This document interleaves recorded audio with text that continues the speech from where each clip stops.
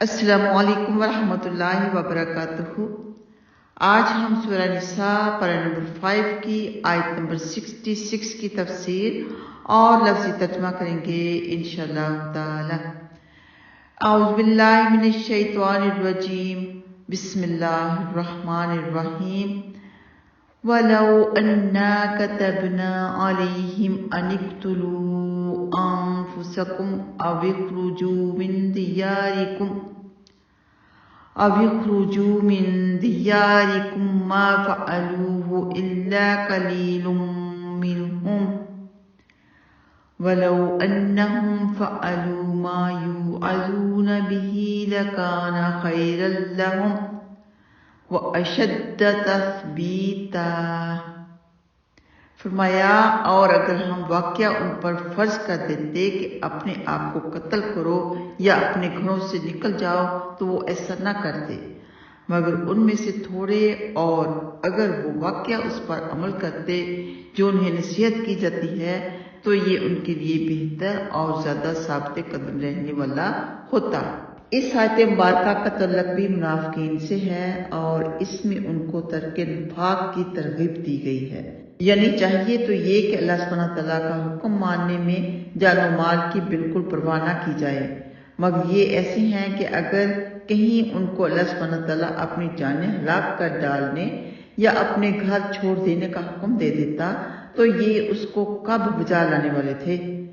جو حکم ہم نے انہیں دیے ہیں وہ نہایت آسان اور ان کی خیر خواہی کے لیے ہے۔ اللہ سبحانہ تعالیٰ نے فرمایا، نصیحت ماننے اور ان احکام پر چلیں تو وفاق جاتا رہے گا، ایمان کامل نصیب ہوگا، اور اس امر کو غنیمت سمجھیں۔ اور اس آیت میں صحابہ کرام کی مثال بھی دی گئی ہے کہ ہر چھوٹی بڑی بات پر عمل کرتے تھے، جبکہ باقی مسلمان حجت کرتے ہیں اور اطاعت کرنا نہیں چاہتے۔ تو ہمیں اپنے اعمال کا جائزہ ضرور لینا چاہیے کہ ہمارے اعمال کیسے ہیں۔ کیا ہم خالص ایسے اعمال کر سکتے ہیں جو صحابہ کرام نے کیے تھے؟ ہم کوشش ضرور کر سکتے ہیں، اللہ سبحانہ تعالیٰ سے دعا ضرور کر سکتے ہیں، اللہ سبحانہ تعالیٰ ہماری مدد فرمائے گا۔ ہم میں سے ہر شخص یہ چاہتا ہے کہ اس کا ایمان مضبوط ہو اور مرتے دم تک حق پر جمع رہے، تو یہ اس صورت میں ممکن ہے جب دین پر عمل کیا جائے گا۔ عام طور پر دین سے دوری اور ایمان کی کمزوری کی دو وجوہات ہیں۔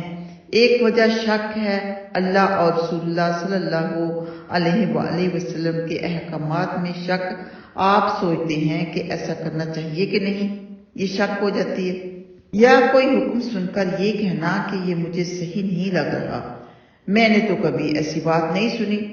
تو حدیث سن کر یا قرآن پاک کی کوئی آیت سن کر ہمیں کیا چاہیے؟ سمینا و اطعنا۔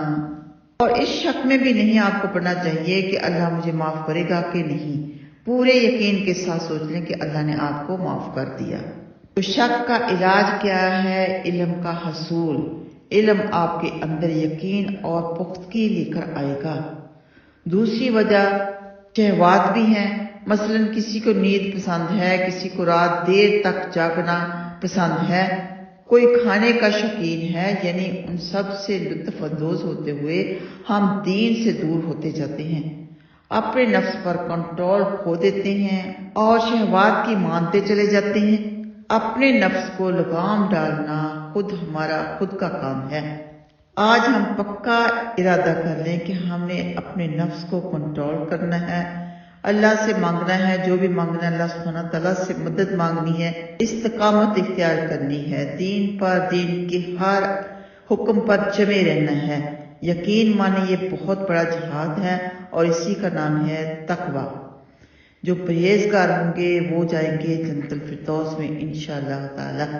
تو کبھی بھی آپ کو برے عمل پر شیطان پھسلائے تو آپ اعوذ باللہ من الشیطان الرجیم بھی پڑھیں اور اسی وقت سوچیں کہ میں نے اپنے نفس کو کنٹرول کرنا ہے، میں نے شیطان کی بات نہیں ماننی۔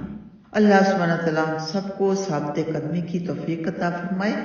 تو آئیے آتے ہیں لفظی ترجمہ کی طرف۔ وَلَوْ، اور اگر، اَنَّا، بے شک ہم، کتبنا، ہم واجب کر دیتے، علیہم، ان پر، ان یہ کہ، اقتلو یا اقتلو، تم سب قتل کرو، انفسکم، اپنے نفسوں کو، اپنی جانوں کو، خود بخود کو، اب اخرجو یا تم سب نکل جاؤ، من دیارکم اپنے گھروں سے، من سے دیار گھر، کم اپنے، ما تو نہ، فعلوہ سب کرتے ایسا، الا مگر قلیل تھوڑے، بہت تھوڑے تو کرتے لیکن سب نہ کرتے، منہم ان میں سے، ولو اور اگر، انہم بے شک وہ، فعلو سب کر لیتے، ما جو، یوعظون وہ سب نصیحت کیے جاتے ہیں، بہی اس کی، لکانا تو یقیناً ہوتا،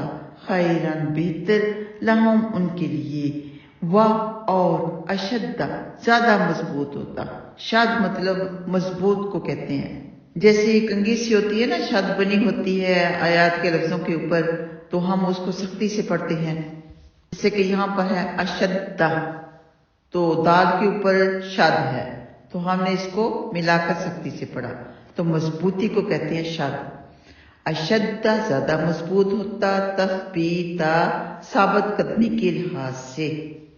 اللہ اکبر۔ السلام علیکم ورحمۃ اللہ وبرکاتہ۔